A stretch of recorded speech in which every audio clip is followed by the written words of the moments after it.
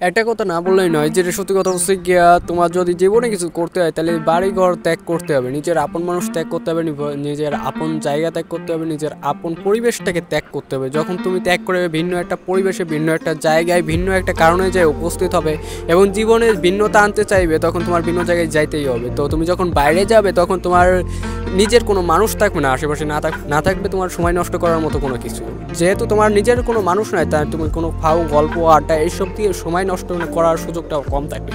যেহেতু এসব কাজে তোমার সুযোগটা নাই, সেহেতু তুমি নিজেকে নিয়ে ভাবার জন্য অনেকটা টাইম পাবা, যে টাইমটা নিয়ে তুমি নিজেকে বুঝতে পারবা। আর যতদিন তুমি নিজেকেই না বুঝতে পারতেছো, ততদিন তুমি সামনে কি করবা বা তোমার ভবিষ্যৎ কি বা তোমার কি করা উচিত বা তোমার কীভাবে এগোতে হবে এইসব কখনোই বুঝতে পারবো না। তো যদি জীবনে কিছু করতে চাও তাহলে অবশ্যই বাড়িঘর ত্যাগ করতে হবে, আপন জায়গা আপন মানুষ ত্যাগ করে তোমাকে ভিন্ন একটা পরিবেশে যাইতে হবে। তারপরে যে তুমি ভিন্ন একটা পরিবেশে যাই এই না যে তুমি ভিন্ন একটা পরিবেশে যাই আবার সেই জায়গায় দল বানাই নিলা, বন্ধু বান্ধব বানাই নিলা, আড্ডা দিলে এবং টাইম পাস করে নিজের জীবনটা সেই টাইমটুকুও নষ্ট করে দিলা। এইটা করলে কিন্তু হবে না, ঠিক আছে? যে কিন্তু একেবারে যে এইটা করা যাবে না যে তুমি কারোর সাথে কথা না বলে চুপচাপ পরিবেশের সাথে মিশে থাকতে পারবা, তাও তো না, সম্ভব না। তো সেই ক্ষেত্রে তুমি যতটুকু দরকার, ধরো তুমি একটা জায়গায় একটা গাড়ি থেকে আরেকটা গাড়িতে উঠবা বা একটা গাড়িতে যাতায়াত করবা, তখন গাড়িওয়ালার সাথে কথা বলা, শুধু গাড়িওয়ালার সাথে কী কথা বলো, ওই জায়গাটায় যাইবা, গাড়ি ভাড়া ইত্যাদি ইত্যাদি। তাছাড়া তুমি পাওয়ারটাও দেওয়ার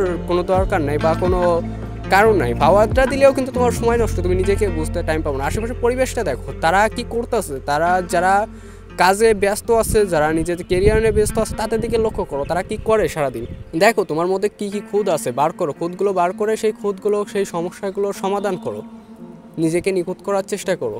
হ্যাঁ, একটা মানুষ সম্পূর্ণভাবে তো নিখুঁত হতে পারে না, কিন্তু অনেক সমস্যাগুলো বা অনেক খুঁতগুলো, অনেক বাজে অভ্যাসগুলো তো ত্যাগ করা যাইতেই পারে, তাই না?